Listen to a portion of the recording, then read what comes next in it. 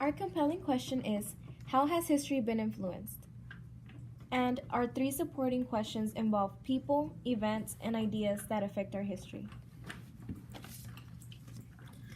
Our standards for our lesson are third grade standards. The TEAC is describing how individuals, events, and ideas have changed communities past and present. Our language standards are demonstrating English comprehension through the understanding of supporting ideas and details in text and graphic sources, summarizing texts, distinguishing main ideas. And our college and career readiness standards are being able to evaluate sources from multiple perspectives. For staging the question, we will have this quote on the screen. "Those who do not learn from history are doomed to repeat it," by George Santayana.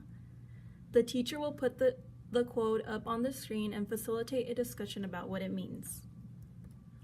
On day 1, students will get into small groups and analyze sources about Benjamin Franklin, Susan B. Anthony, and Christopher Columbus, and have a group discussion about their sources. They will then analyze each person and create a Coke bottle representation of the person and provide it with a note card of important facts. We will display them as a gallery walk. These are the sources for Benjamin Franklin. These are the sources for Christopher Columbus. And these will be the sources for Susan B. Anthony. On day 2, in 3 small groups, the students will analyze sources about 9/11, World War II, and the Trail of Tears. After they have a small discussion about their sources, they will create timeline of events leading up to the event, what happened during the event, and immediately after the event. These would be the sources for 9/11, which includes a YouTube video. These are the sources for World War II, which also includes a YouTube video, and the sources for the Trail of Tears.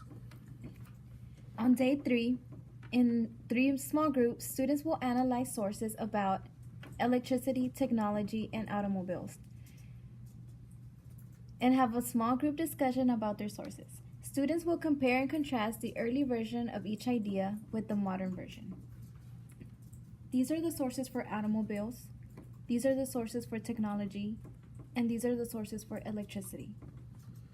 At the end of the lesson, the students will create a timeline for an alternate world where the idea, activity, or event or person didn't happen, or maybe it happened differently than it happened in the real world. They can pick any activity from history. It doesn't have to be one of the ones that were addressed in the main part of the project, and then share it with the rest of the class.